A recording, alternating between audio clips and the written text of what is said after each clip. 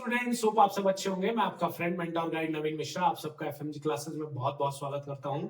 तो चलिए कंटिन्यू करते हुए class 11 chapter sequence and series exercise 9.3 के क्वेश्चन नंबर 14 को करते हैं। क्वेश्चन का स्टेटमेंट देखिए क्या है। बोला जा रहा है सिंपली कि पहला तीन टर्म, फर्स्ट थ्री टर्म का सम जो है वो 16 है। नेक्स्ट थ्री टर्म का जो सम है वो 128 है। तो बताइए इस क्वेश्चन में कि फर्स्ट टर्म क्या होगा, कॉमन रेशियो क्या होगा और सम ऑफ nth टर्म क्या होगा। क्वेश्चन को सबसे पहले समझना बहुत जरूरी है। पहला तीन टर्म का सम और उसके बाद वाले तीन टर्म, तो ऐसा नहीं करना कि पहला तीन टर्म और फिर उसके बाद भी तीन टर्म ही ले ले। पहला तीन टर्म प्लस उसके बाद का तीन टर्म, मतलब टोटल 6 टर्म हो जाता है।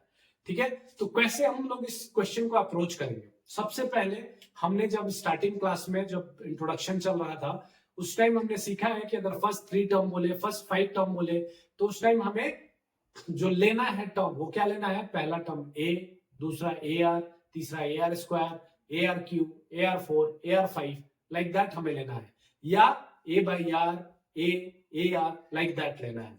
तो यहाँ पे सम की बात कर रहा है तो हम क्या करेंगे, पहला 6 टर्म, पहला तीन टर्म का सम और नेक्स्ट थ्री टर्म, मतलब टोटल 6 टर्म हो रहा है।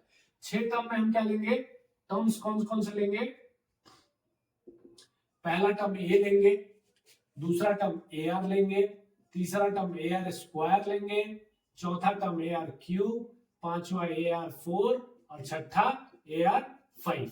क्यों हम 6 टर्म तक ले रहे हैं, क्योंकि बोला जा रहा है कि फर्स्ट थ्री टर्म देखिए वो 16 है और नेक्स्ट थ्री टर्म मतलब पहला तीन टर्म के बाद वाला तीन टर्म जब हम ऐड करते हैं तो उनका सम कितना है, 128 है। तो चलिए जैसे जैसे क्वेश्चन बोल रहा है उसके अकॉर्डिंग हम आगे बढ़ते जाएंगे। तो सबसे पहला स्टेटमेंट क्या है कि पहला तीन टर्म, तो पहला तीन टर्म क्या क्या है, A are square is equals to 16। ठीक है, पहला तीन टर्म का सम क्या है, 16 हो गया। इसको मान लीजिए आप इक्वेशन नंबर 1। दूसरा स्टेटमेंट में बोल रहा है कि नेक्स्ट थ्री टर्म, पहला में ये तीन टर्म ले लिया, अब बोल रहा है कि नेक्स्ट जो थ्री टर्म्स रहेंगे उनका क्या रहेगा, उनका A R Q plus A R four plus A R five, इनका क्या है 128 है। यहां से हमें इक्वेशन 2 मिल गया।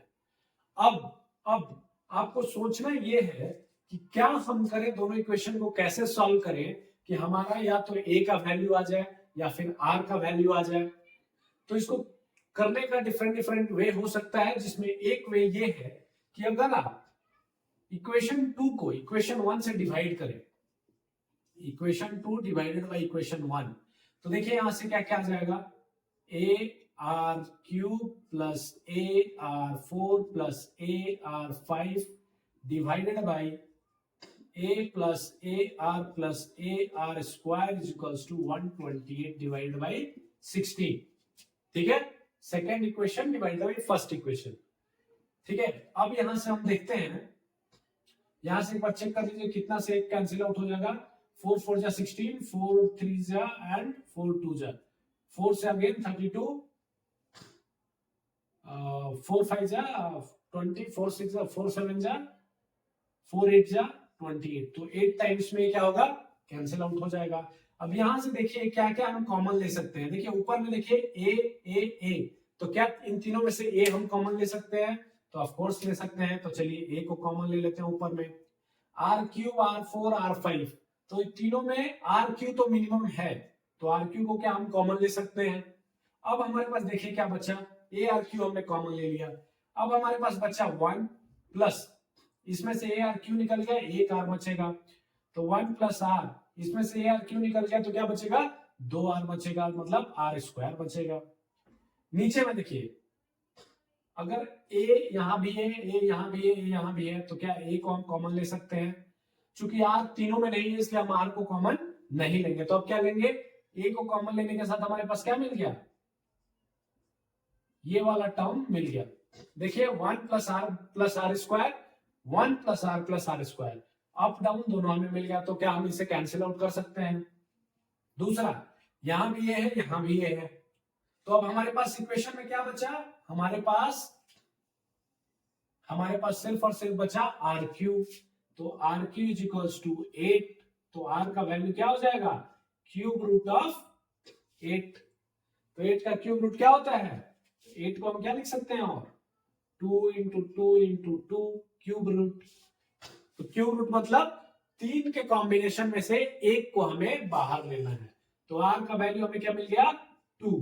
जब आर का वैल्यू हमें 2 मिल गया, तो अगर हम किसी भी इक्वेशन में आर का वैल्यू रख ले तो ए का हमें वैल्यू मिल जाएगा। मान लीजिए अगर इक्वेशन 1 में अगर हम आर का वैल्यू रख लेते हैं, तो देखिए इक्वेशन 1 क्या था, a plus A r plus A R square equals to 16। ठीक है, इक्वेशन 1 में अगर हम आर का वैल्यू रखें, तो चलिए रखते हैं a plus 2 into a plus a into 2 square is equals to 16। तो ये क्या हो जाएगा, 2 स्क्वायर मतलब 4, 4a plus 2 6a plus a 7 है। क्या हो जाएगा, 4a 2 टू जा 4, 4a plus 2a 6a plus 1a 7a is equals to 16। तो यहां से a का वैल्यू हमें क्या मिल गया, 16/7। तो हमें a मिल गया, r मिल गया, अब SN पूछ रहा है। SN हम कैसे निकालेंगे, तो SN के लिए हमारे पास क्या फॉर्मूला है, SN का फॉर्मूला बताइए। तो SN is equals to a r to the power n minus 1 divided by r minus 1। अगर r का वैल्यू 1 से बड़ा है तो हम ये फॉर्मूला यूज करते हैं। अब SN इज इक्वल्स टू क्या पूछ रहा है, SN पूछ रहा है। a का वैल्यू हमारे पास क्या है, 16/7। r का वैल्यू क्या हमारे पास, 2 to the power n minus 1 divided by 2 minus 1।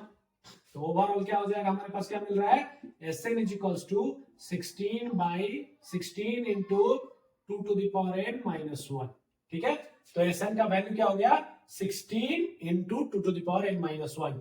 क्यों, क्योंकि n टर्म तक ही पूछ रहा है। ओके, होप आप सबको समझ में आया होगा। Thank you so much.